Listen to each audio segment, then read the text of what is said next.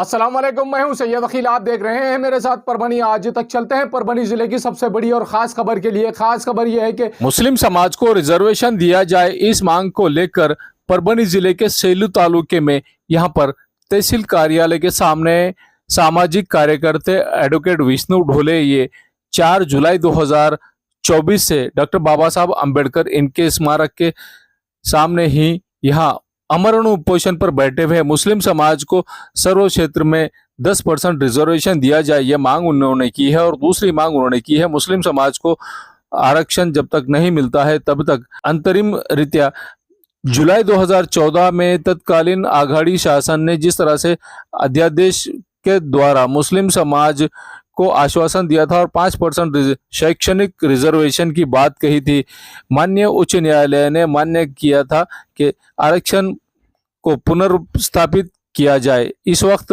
महाज्योति सारथी Barty के धरती पर मुस्लिम समाज के विद्यार्थियों को मार्टी की मौलाना आज़ाद रिसर्च और ट्रेनिंग इंस्टीट्यूट या स्वायत्तता संस्था को स्थापन करने किया जाए, ये भी मांग इन्होंने की है। यही नहीं, इसके अलावा मुस्लिम समाज को आरक्षण जब तक नहीं मिलता है तब तक विद्यार्थियों को तंत्र शिक्षण और वैद्यकीय और इतर व्यावसायिक शिक्षण में शैक्षणिक फीस में 50% की सहूलत दी जाए और शिष्यवृत्ति शुरू की जाए। मागास वर्गीय सहकारी संस्था धरती पर अल्पसंख्यक सहकारी संस्था भी स्थापन की जाए। नोंदनी कायदा भी इसमें अमल में लाया जाए। हर तालुके में उर्दू घर, मुस्लिम समाज के लिए सांस्कृतिक सभागृह भी तैयार किया जाए। न्यायमूर्ति रंगनाथ मिश्रा आयोग, सच्चर समिति, महमूद उर रहमान समिति, ये 3 समिति मुस्लिम समाज के सर्वांगीण विकास के लिए सिफारिश की अमल बजावनी की जाए, ऐसी भी मांग इस वक्त की है। मुस्लिम समाज के लिए जो रिजर्वेशन की मांग की गई है, इस वक्त आज का ये तीसरा दिन था और तीसरे दिन महमूद सर, उसी के साथ में एडवोकेट विष्णु ढोले, कायदा एक्सपर्ट पवन राजे आडड़कर, माजी नगर अध्यक्ष सेलू, छगन शेरे, संभाजी ब्रिगेड प्रदेश अध्यक्ष, साजिद भाई, राजू भाई ढगे, इरफान भाई, सुनील सावंत, बापू धापसे, समीर शेख, इमरान लाला, अल्ताफ मास्टर इनकी मौजूदगी थे। आइए जानते हैं एडवोकेट विष्णु ढोले इन्होंने किस तरह की प्रतिक्रिया इस वक्त दी है।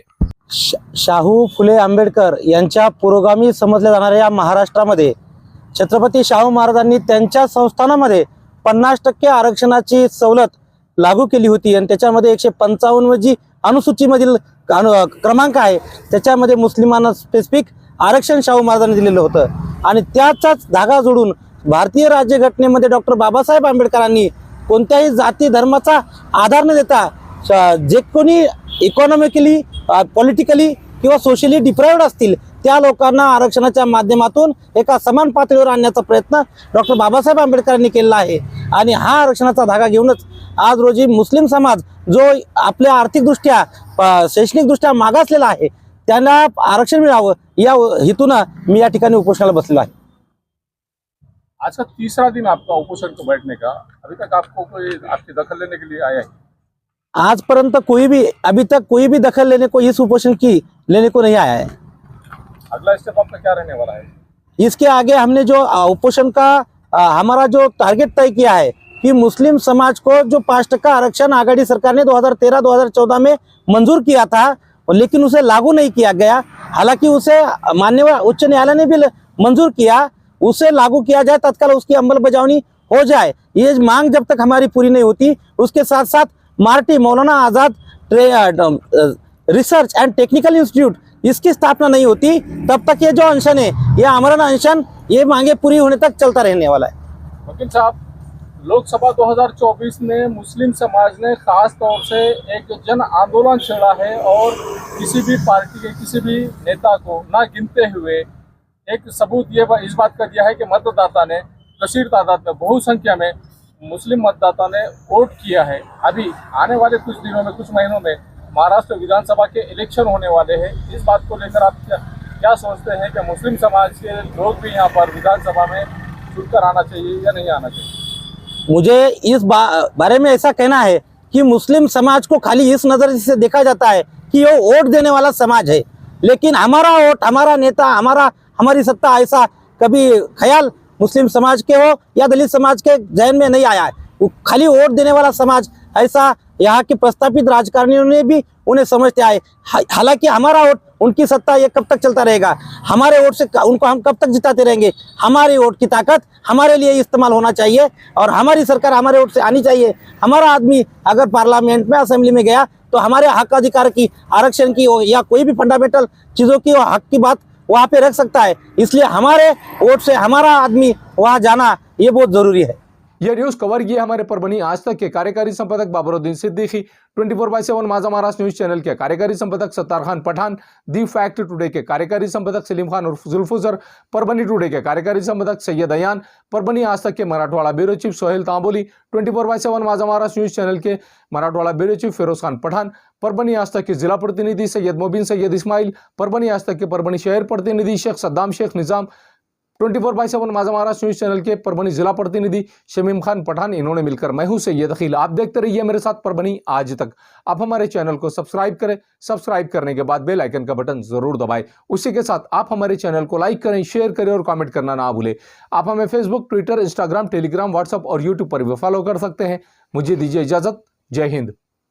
अस्सलाम वालेकुम, मैं हूं सैयद अखिल। आप देख रहे हैं मेरे साथ परभनी आज तक। आज हम परभनी शहर के इफ्तिखार पार्क और इफ्तिखार कॉलोनी, ये दो प्लॉटिंग पे आए हुए हैं जो मेराज भाई इनका है।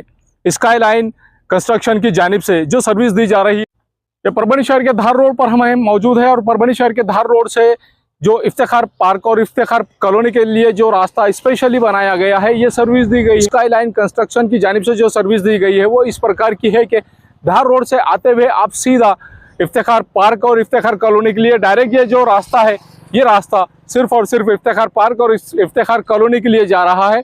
इस रास्ते को इस तरह से बनाया गया है स्काई लाइन कंस्ट्रक्शन की जानिब से, और ये सर्विस सिर्फ और सिर्फ उन लोगों के लिए दी गई है जो लोग इफ्तिखार पार्क और इफ्तिखार कॉलोनी में अपने प्लॉट खरीद रहे हैं। NA44 के प्लॉट्स यहाँ पर जो अवेलेबल है, इस इफ्तिखार पार्क में जो प्लॉट यहाँ पर निकाले गए हैं, 71 प्लॉट ऐसे हैं जिनकी कीमत, एक प्लॉट की कीमत 13,50,000 रुपये रखी गई है।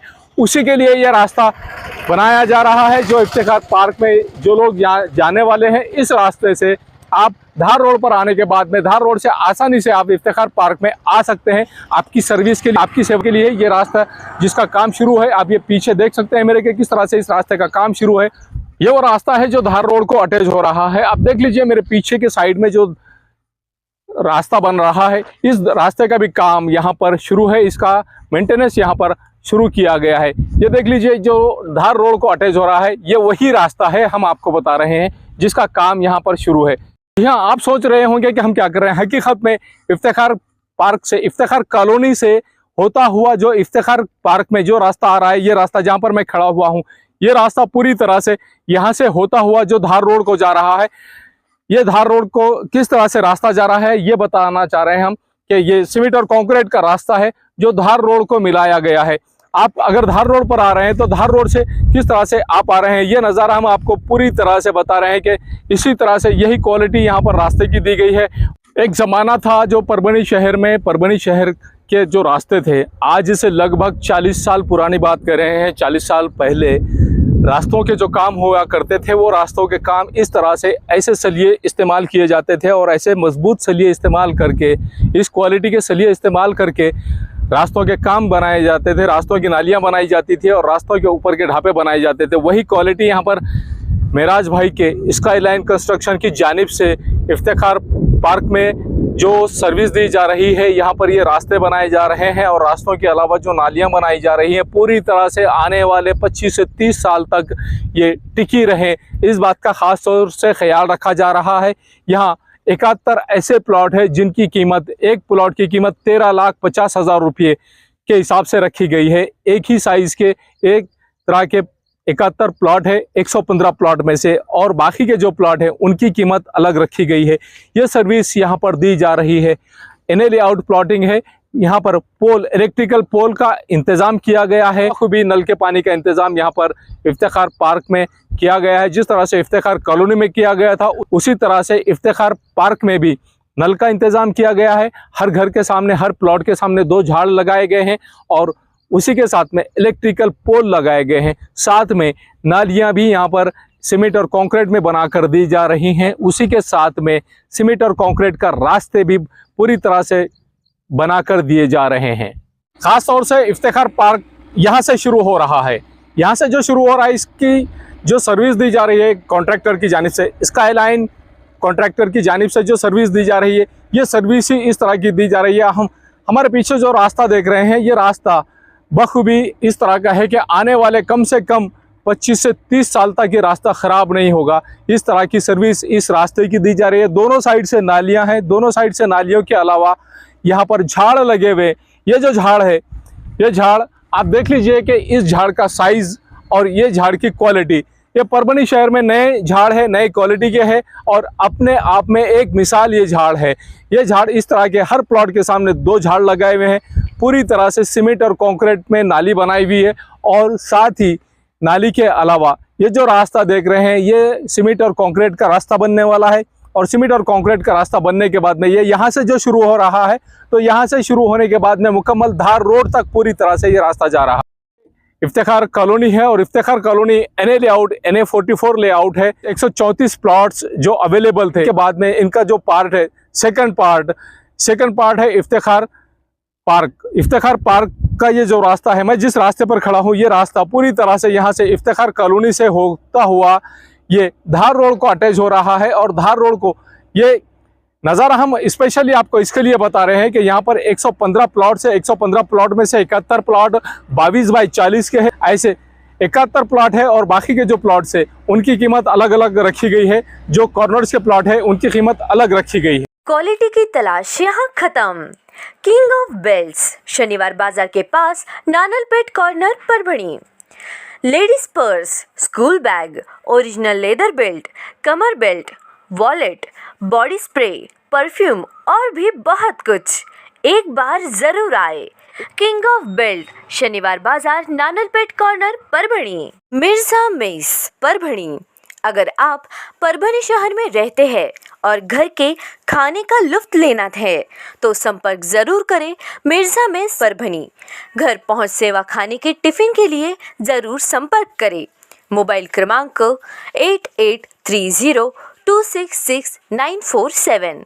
समीर टेंट हाउस, कुदरती कॉर्नर, कादराबाद प्लॉट, परभणी। हमारे पास तरह के प्रोग्राम के लिए सामान किराए पर मिलेगा। शादी, एंगेजमेंट, चिल्ला जैसे सभी प्रोग्राम के लिए संपर्क करें सैयद मुज्जमिल। मोबाइल क्रमांक 9766683126। महबूब पार्क फंक्शन हॉल, मनसब नगर, जाम पारवा गेट, दरगाह रोड, परभणी।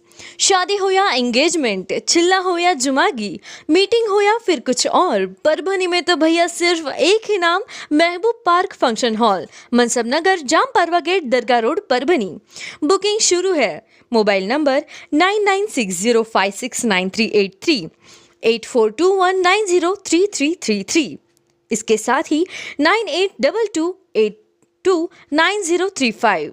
हाजी महबूब अंसारी। याद रहे, आप हर तरह के प्रोग्राम हमारे फंक्शन हॉल में मनाएं। आज ही अपने प्रोग्राम की बुकिंग करें। SPS इंग्लिश स्पीकिंग क्लासेस, मासूम कॉलोनी, दरगाह रोड, परभणी। अगर आप घर बैठे इंग्लिश में बात करना सीखना है तो आज ही कांटेक्ट करें SBS English speaking classes. Mobile number 9823797828।